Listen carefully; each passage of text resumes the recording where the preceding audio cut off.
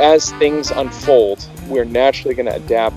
We're accelerating into these changes that a lot of visionary people have had for a long time, but haven't had the demand to put these things into action. Wow, I love human music. Those are some hot grooves, hey Quinn? Yeah, and the best part was they were performed by our guest for today. Whoa, we're studying a musician today? Partially. Turns out that he's also an engineer and an amateur astronomer. And best part, the entanglement crystal, it's up and running, so we'll be able to see video face to face with an Earthling. First time. Yeah. So our Earthling's name is Douglas Lee. He's an engineer who builds all kinds of things, but specializes in transit systems. Not just any transit systems either. He's been the lead track designer for 3 of the biggest public transit systems in the Earthling state of California, and worked on expanding the only public rail system in all of Arizona. Yep, I read. In 12 years he's been working as a civil engineer. He's always pushed for using new technologies to get things done, and prides himself on being a dedicated mentor to the young ones, too. His great hope is that the next generation will be able to use cutting-edge technology to fold art into the design of bridges, transit systems, and buildings, so human structures harmonize with the earth to promote better, richer, fuller human living. That's because, although he designs systems by trade, he has the heart of an artist. He's toured the world, alone as a bass player, and with his band, RDL+. They've produced original compositions for dozens of musicians as part of the Bay Area Bridges Artist Residency Program. It's this ability to bring people together in the name of a central vision that makes Douglas Lee so inspiring to talk to. Wow. Yup. I'm stoked. Let's give him a call. Yeah, let's do it. I saw he's spending his day with his lovely family. Hopefully we can borrow him for a minute. Alright, call him up. I'll get the crystal. I'll be here.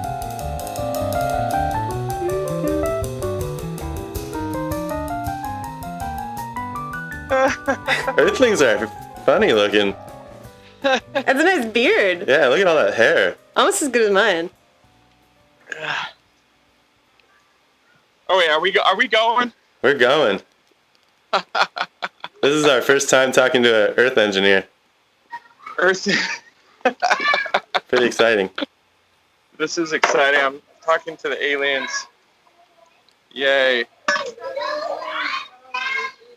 Oh, it's crazy. Let me get out of my Earthling house. Where should I go? You look like you live in a spaceship, man. It's been made out of wood. It's like made out of trees or something.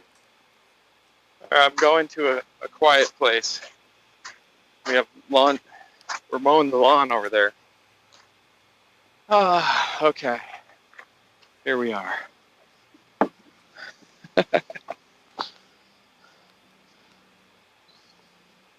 So how you guys doing? You're good. I just slept for like a whole week. Not much to do out in space. Yeah. What's going on Earth? You don't know? Doesn't look good. COVID-19? Yeah, we studied that a little bit. Looks like the situation is still developing, but tentatively okay, maybe? Things are better, things are worse. What's your perspective? Well, things are better for me on a day-to-day. I don't have to commute to the office to work. I can work from home. So I've had more time with the family, more time with the homeschooling, my kids, getting involved in their education firsthand, cooking better food, not eating out, saving money by not having to travel, not driving as much. All positives. All positive changes, for sure. Is that the way it is for most engineers on Earth right now? Oh, this is fun. Yeah, I mean, there's a lot of my colleagues that are enjoying the same benefits, most definitely. Um, Nobody likes commuting, and it wastes a lot of time and energy. Unfortunately, a lot of jobs are connected to commuters. You know, lunchtime cafes, parking attendants, cleaners, building security, bus drivers, train drivers, you name it. A lot of folks are connected to commuting, but who wants to commute when you don't have to? Just like us, we're video conferencing, connecting over the internet, so we can do the same with our work. It's really good. That's true. So that sounds like it's going to change a lot of things, though. Yeah, my company has announced that we're going to be working from home from here on. You know, we're not turning back. We're going to have the freedom to work from home for the foreseeable future of the company, and we're adjusting the way we operate to account for that. Um, Obviously, there's some downsides, not being able to create personal relationships. It's a little different when it's only over the internet. So we're still going to find ways to meet up in person, probably more for recreational fun stuff, and make the relationships that way. And then work from home, and good stuff. Do you think that you're still going to build things? You know, this is a fun one because I work in transit engineering and designing light rail systems to bring people to work. So if more companies adopt the work from home option, there's going to be less demand for transit long term. Surprisingly, with transit engineering, we're kind of looking at a low point, especially because of the COVID. There's less fare box revenue, and some of their projects are being deferred because of their budget shortfalls from the reduced commuters. Um, However, you know, there's still strong support for transit, and it seems to be something that gets subsidized during downtimes by the government. So while the rest of the economy might go down, you know, the federal government can put funding to build more infrastructure for transit. However, long term, I think that's going to change. So we'll see. We'll see what happens. I have some ideas about that. So there's still going to be all of these railroads just sitting around, right? Yeah, and you know, with COVID, I mean, right now, basically, the the social distancing rules have required that trains run at 50% capacity. Um, Less so people. less people riding the train. So they're still going to be running trains, but they're not going to be able to fill them up, at least for until this COVID situation gets resolved. But even then, will it rebound back to its previous ridership levels? They're not thinking that's going to happen until 2022 to 2023 before we see a full rebound of the transit system. So we're going to have a couple of years with a much lower ridership. So, you know. So what are you going to do with all that extra space? That's a good question. That's where it gets fun. So one of the things that we do with my colleagues is every Friday we do an innovation meeting, just 1 hour, and we talk about innovation. We do a reflection and a projection. So we reflect on our week, and then we project what the possible solutions might be for that. And you know, one of the issues we've been looking at is reduced fare box. How do these transit agencies subsidize their revenue? They can have as many people. And so one of the ideas that I came up with was to use these autonomous robots that are doing delivery, you know, and get those robots to board the train. And so it'd be like using the transit system as part of the delivery backbone. So would people pick up their deliveries from the train station? Well, so the idea is a little something like this, right? Well, first of all, there's already a company out there. It's called KiwiBot that's been doing food deliveries. Kiwi Bob? Kiwi Bob? KiwiBot. Kiwi Bob. Are they Kiwi from Kiwi? Are they from New Zealand? No, they're in Berkeley, and it's basically like a robot that's about the size of an ice chest, and it's autonomous. It drives around. So someone wants to order a cheeseburger, right? The robot drives to the cheeseburger place, and the restaurant loads the food into the bot, and the bot drives itself to the customer, and the customer can retrieve the food. So the problem with that is it can only go, so many miles, and it's kind of limited in its range, right? So if you could get that robot to board a train, you can increase the range of these delivery systems. So, I've looked at some of these train stations that you humans have on Earth, and there's a lot of staircases in there. Can the robots go up and down stairs? Can they fly? Okay, well, all platforms are ADA accessible, so that means people with disabilities are able to board the trains through elevators and ramps. So an at-grade station, so a station that's just right there on the street level, there's ramps to easily accommodate a rolling robot, right? So robots are disabled too? No. Well, they're not as competent as a human, but anyhow, you would be able to get on the train through the elevators, but definitely underground and above ground stations, you would need to have some special accommodations to get robots on and off, efficiently. But yeah, you could start off and do a small pilot program and pick some easier locations to try it. But this technology could be extended to so many other industries. And, one of the thoughts I had was also for pharmaceuticals. A pharmacy could deliver medicine from anywhere near a transit system to anyone else near a transit system. And so it would be an alternative to these, UPS, FedEx, DHL, Amazon's got their own delivery.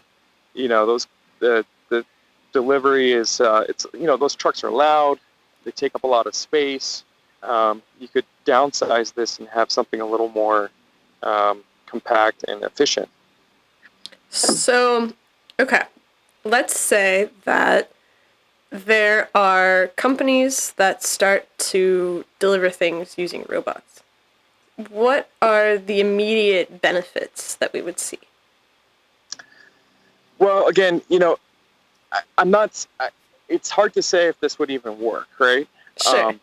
At this point. Well, maybe you can maybe start with why it wouldn't work, and then we can talk about what would happen if it did work. Yeah, so some of the challenges obviously is access, and to get access to all the stations, and also. Do you think the humans would be okay with robots all over the place? Well, that's the next thing is the public acceptance of it. So that was what I was going to say next. Actually, you read my mind. I can do that sometimes. Business people will be like, I don't want a robot driving around my neighborhood.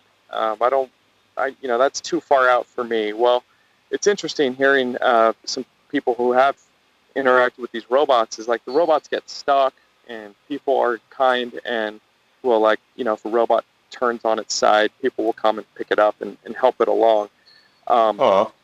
In any case, also an issue is security. People might try to steal what's in the robot. So how do you secure them? There's safety on the trains. How do you keep the train safe? What if someone puts something bad in the robot that you don't want to have on the train? So there's threats on that front. But on a long-term scale, with more acceptance of these bots, it might become something that's more, more accessible, and people prefer that over a big diesel FedEx truck driving up and down your street 3 or 4 times a day. So, What do you figure would happen to all of the people who drive the trucks, though? You have a lot of those people on Earth, right? when I was in elementary school, my mom is a teacher, and she told me some statistic. I don't remember the exact number, but let's just throw it out there. Like 20% of the jobs that the future children are going to have don't even exist yet. So Sounds like a good teacher, your mom. Wow. yeah, think about, when I was in elementary school, there was no such thing as, internet, right? And look how many people in my age group who went on to become web developers. Like that's a whole new field that nobody even knew about, and you can't predict that stuff at this early. So, maybe for the current drivers, they'd slowly, have to change careers as they get displaced. But long term, I would hope that we'd have some new jobs, new fields out there for people to do. How do you? Yeah. Can you teach humans how to adapt? These humans, man, we're tricky, aren't we? So tricky. We're trying to understand you guys. So This is useful research. Yes, the humans, well, they can adapt, and actually this COVID is accelerating a lot of adaptations in humans. Things that were on the wish list all of a sudden have been becoming reality, and albeit under not the best circumstances, but we're being forced to adapt just to survive. So it kind of takes these big events to push humans to the next level of existence here on the planet. So it's like you. Go ahead, Nicky. Sorry. I was just thinking. It seems like you're evolving in quantum leaps. Absolutely. Whatever that means. What's interesting is some of my coworkers were telling me how they were getting tired of commuting, tired of spending so much time working, and I had the same feelings. And what do you know? COVID-19 strikes, and although it's a tragedy, the deaths and the sick and everything, it's forced companies to shut down and change our ways, and it's opened up this amazing ability to work from home, which the technology was there. It just wasn't the impetus to move society in that direction. Now that impetus is there to make that change, and so we've made that change, and it's been a huge benefit to everyone. So you all work from home. That means you can live wherever you want now, right? I mean, you can go and live in the forest. You can live by the water. You don't have to live in the city. Maybe. Actually, I live outside the city, happily, and but yeah, there's actually been an exodus of people who were told not to show up to the office and decided to stay in the where their families grew up in the Midwest, or on more deeper into the nature. So yes, absolutely, we can work from anywhere, and our design teams can be built from multiple locations. We don't have to be geographically concentrated in our abilities. We can spread out our abilities across the planet, really, and we're able to connect bigger groups of people more efficiently. So where you live doesn't matter anymore. And in fact, I imagine people are going to want to leave these city centers because they're not ideal places for humans. There's no connection with nature. There's no connection with the planet when you live in these city centers. It's very, it's all man-made, and even when you do have natural features like a park, it's all man's vision for what what's beautiful, and it's not actual real nature, untouched beauty. So if people leave the cities because all of a sudden they can live somewhere beautiful, it's far away, or because the offices close and they stay at their houses to work, or they go to a different space to work, what's going to happen to those city centers? Because those buildings are going to take a long time to get reclaimed by nature, you know? Those temples built in Latin America are still around thousands of years later. They're not going anywhere. they say the cats will dominate, right? But yeah, absolutely correct. The downtown centers right now, I mean, we unfortunately signed like a 5-year lease or something like that, and we're going to hold on to our office space for the coming years. But Your engineering place? yeah, my engineering firm would we're locked into a lease, so we're going to have a presence, an office presence, even though no one's showing up right now. We'll hold on to that until the duration of the lease. But once that's done, I imagine a lot of these other companies are going to be working from home just like we are, and they're going to feel the need to either reduce or eliminate their office space altogether. I think Twitter announced they're never going to require someone to work in an office. And what's interesting is in San Francisco, there's been a huge boom in development in the downtown, and this is where the tech companies are headquartered. This is where the people have been flocking, in this tech boom, and they have all these fancy brand new office buildings. But at the same time, they're telling their employees, you can work from anywhere now. What is possible is that you could convert these office spaces into something new, and they've, with the housing issues, they've taken old offices and converted them to residential. But what I've imagined is that these places will be converted to more of an industrial center, a manufacturing, and this is where you could take all this transit stuff and transit network, and you could incorporate the transit into the distribution system, where all of the what historically was for businesses and office space in these downtowns could be converted to your industrial, local production, locally made, locally sourced, much more sustainable industry practices, clean, right? You can do this inside a building because it's a clean process, and go from there and use your transit system that's already in place, great efficient infrastructure to do distribution of goods. So the cities become sort of shipping centers or production centers? Shipping and production centers? This is the exciting thing is a lot of the new technology for 3D printing and CNC machines, laser cutting. I have a friend who developed a coffee roaster where you just dump raw coffee beans in and it spits out roasted beans. It's sort of a black box machine that's, you just plug it in and it does its thing. And I've imagined all kinds of machines. I've heard of a process where you dump in, milk jugs on one side and it spits out a toilet seat on the other. You can recycle this plastic and have recycling done and in a clean way and used for 3D printer ink.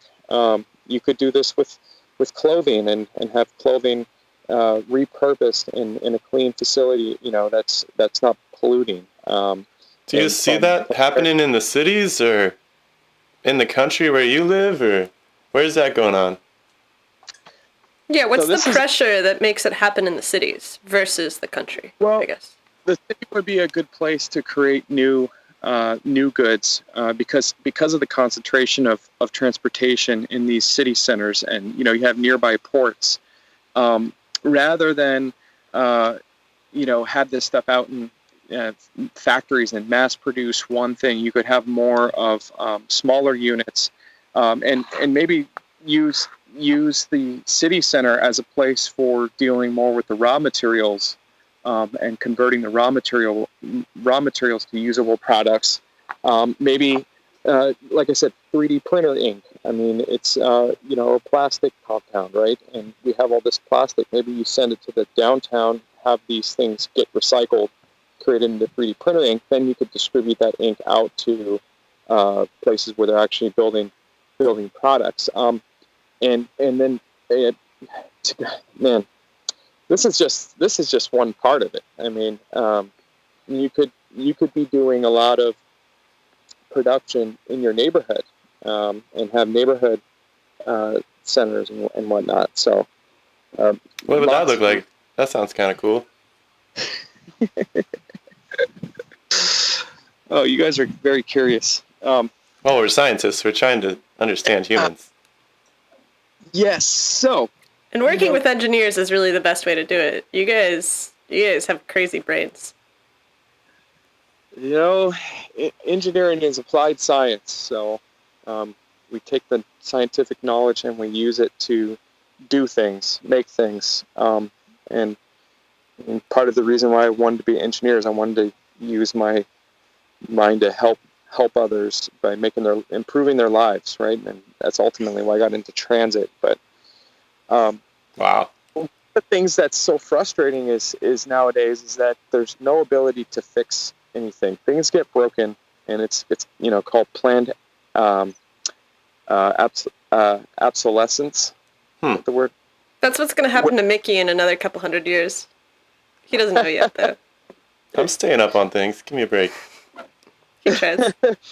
Things. I heard Segways discontinuing with their iconic two-wheel, self-balancing little thing. Problem is, no one's buying new ones because what they initially built was really high quality, didn't break, and people aren't replacing them, and there's not they're not a huge demand for them. But companies regularly engineer things to break just after the warranty period, and it's a of engineering that is designed purely for profit. And sounds like a lot of trash.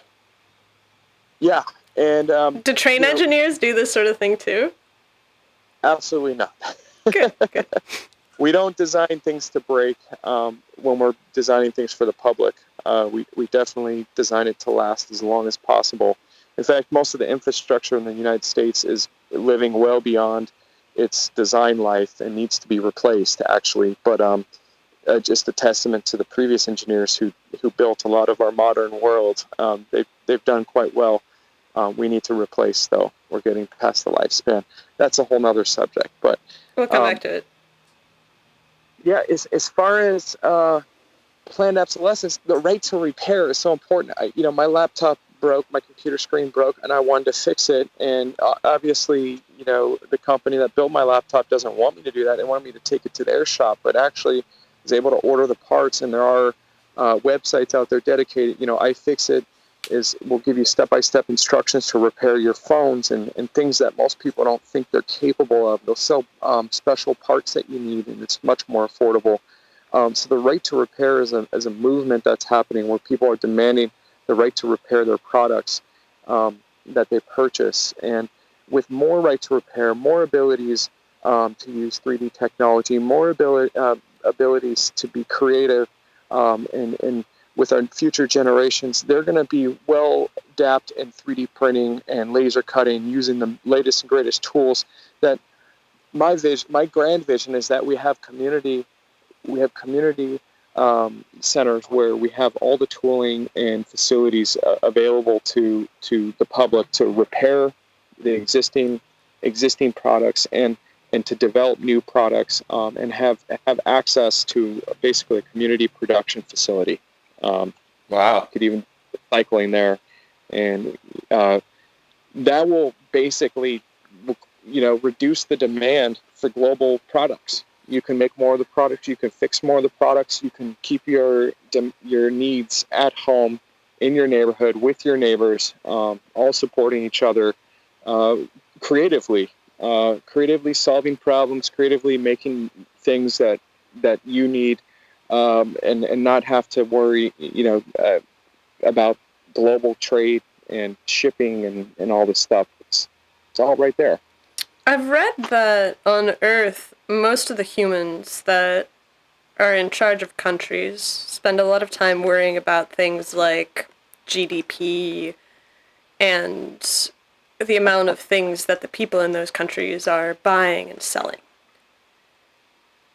And the plan that you're discussing seems like it would interrupt that. It would sort of cut a lot of the buying and selling out, because if you could recycle, why would you need to buy a new one? If you can go to your community center and build something from scratch, you significantly lower the pressure to buy something new.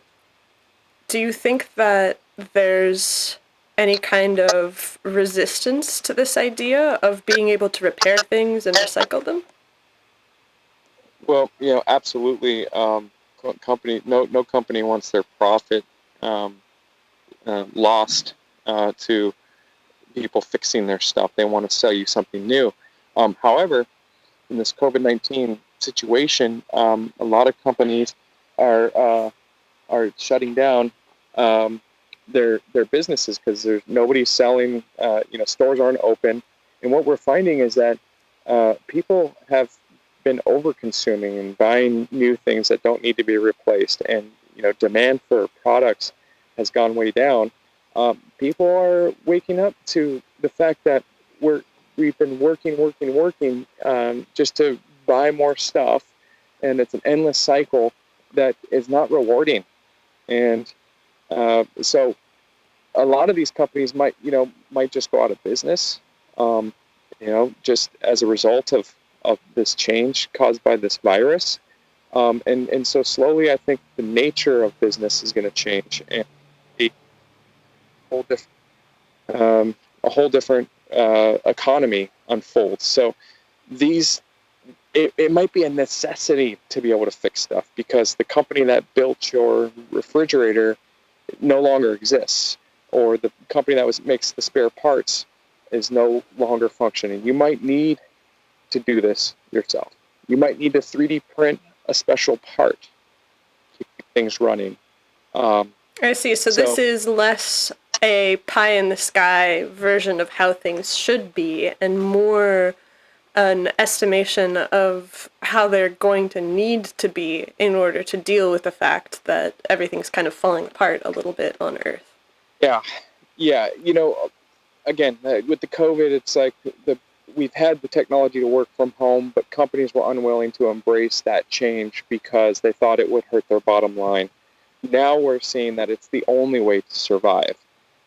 So there's going to be, as things unfold, we're naturally going to adapt, and the adaptations that we're needing and things that we thought of are accelerating into place. We're accelerating into these changes that a lot of visionary people have had for a long time, but haven't had the demand or the opportunity to put these things into action. Now they're coming into action. So looking at where we're at now and projecting forward, it seems like a logical step that is naturally going to happen. I mean, I know people who've 3D printed parts to fix little things around the house that they couldn't find a spare part to order, and they just scanned the part and had it reprinted and installed, and it works. That's going to be happening on a more regular basis, perhaps. I'm a scientist, so I kind of tend to think of these things in terms of natural processes. And I noticed on Earth, a lot of times the forests burn to the ground. And it turns out to be a really healthy thing, because you get a lot of new growth. And the new growth is able to adapt to the world better. So I wonder if this is in a sort of natural turning over. Yeah. I've heard this virus as being described as a cleansing event on the Earth. And it seems to, like I That sounds mentioned earlier, ominous. It seems to be an answer to a lot of people's sort of desires for their life, or recognizing some inner problems. And so we're seeing a lot of dysfunction that's in the world right now with our political system, and the dysfunction it can no longer hide. The people are all too aware of what's wrong, and are demanding change right now. So this is really a magical time to be on the earth. Not to disparage people who have died from this virus, but it's a time to renew ourselves and to rethink how we live and how we interact with each other and how we interact with the planet. What do you think will be the role of creativity in the future? The world that you're describing is a world where people have a lot more power over the ways that things look. So instead of going to a store and everything is already made for you and you can choose between what's at the store, you can go to your community center and 3D print something, right? Ooh. So now that the machines are taking care of the difficult parts of it, the sort of the mathematics of it, how does creativity expand in that world? Already because of the COVID, because people have, let's say an extra 5 to 10 hours a week available to them. That's so much time. Yeah, just with those extra hours, I, for instance, have planted a garden, and I have a thriving garden right now. What are you growing? I want to start a garden. Yeah. I'm growing, fruit trees, tomatoes, onions, kale, broccoli, herbs, blueberries, and it's been going great. But wow. Already we're seeing a more time to create. People are revisiting hobbies, and so we're already taking advantage of this time to use our own creativity. One of the things that's happening in my industry is that as engineers, the software does a lot more of the hard work that number crunching that we used to have to do with calculators, and before that slide rules, and before that just longhand calculations. Now that's all done by a software that automatically does the work, and so we're spending more time in the conceptual phase of projects, doing conceptual design, and then we are focused on just finding something that functions, right? We want to find something that's conceptually more elegant, more beautiful.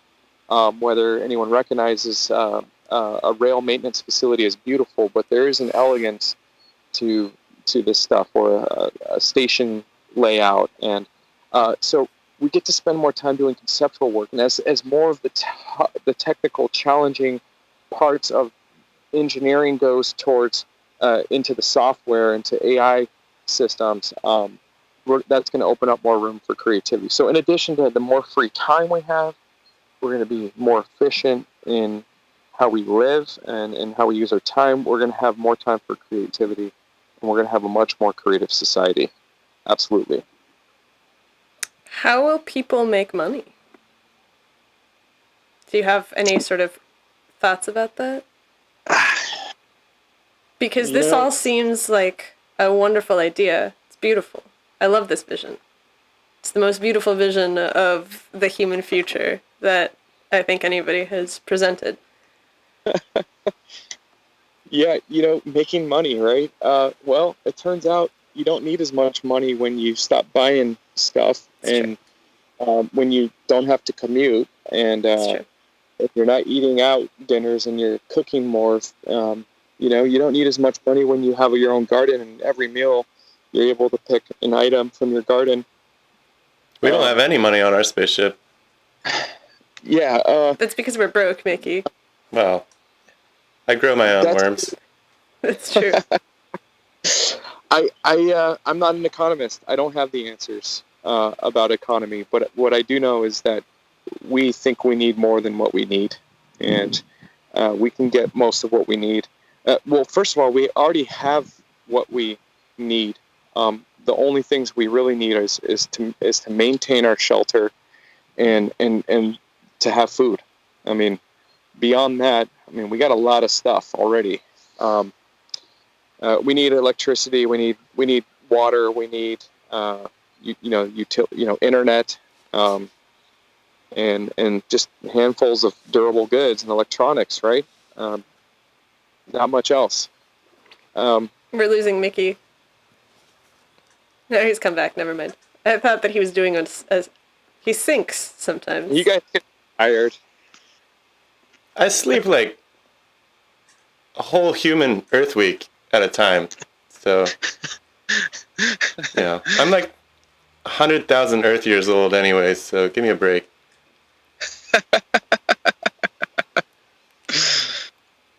Good stuff. All right, engineer. You got a lot of good ideas. Yeah, I think the humans are gonna be all right. Yeah, with more ideas like this, it's looking pretty good.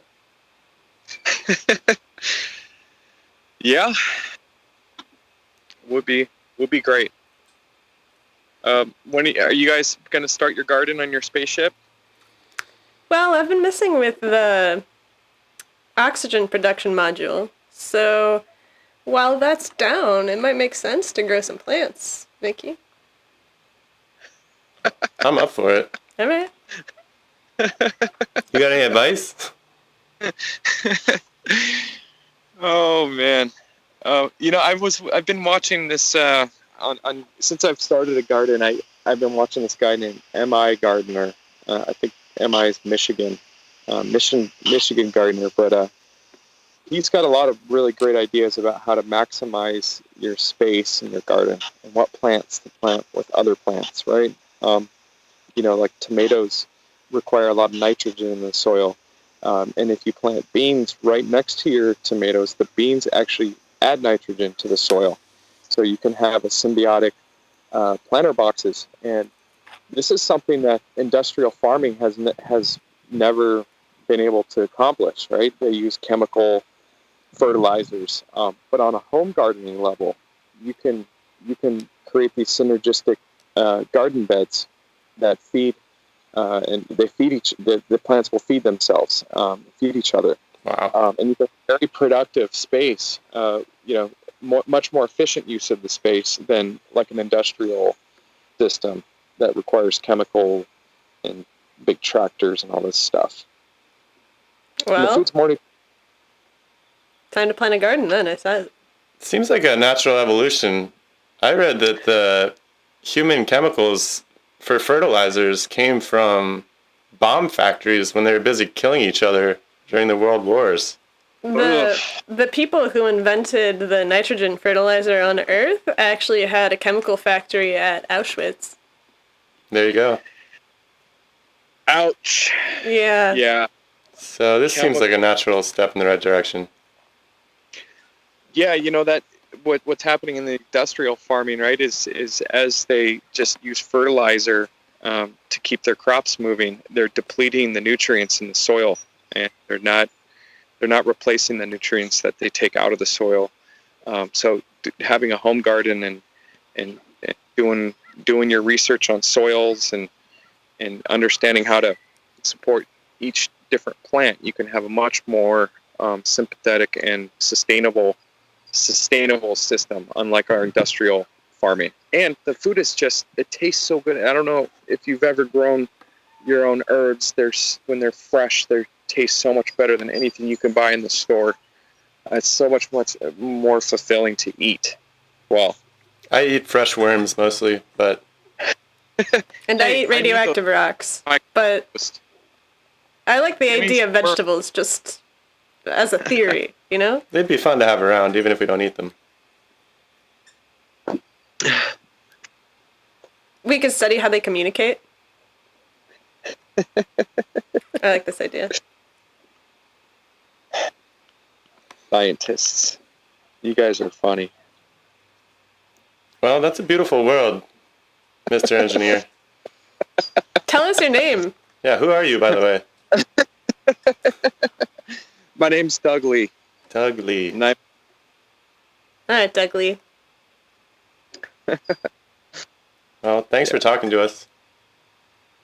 Yeah, it's been a pleasure. I'd love to talk to you guys again. Maybe give an update in some time and maybe I'll have some new ideas to share with you guys. I bet you will. Yeah, you sound like you have a lot of ideas, man. Oh yeah. Far out ideas, but maybe not so far out as we thought, huh? Yeah. Things really fast. So Beautiful, man. Well, thanks for joining us. yeah, guys, thanks so much. We'll talk to you Have a again.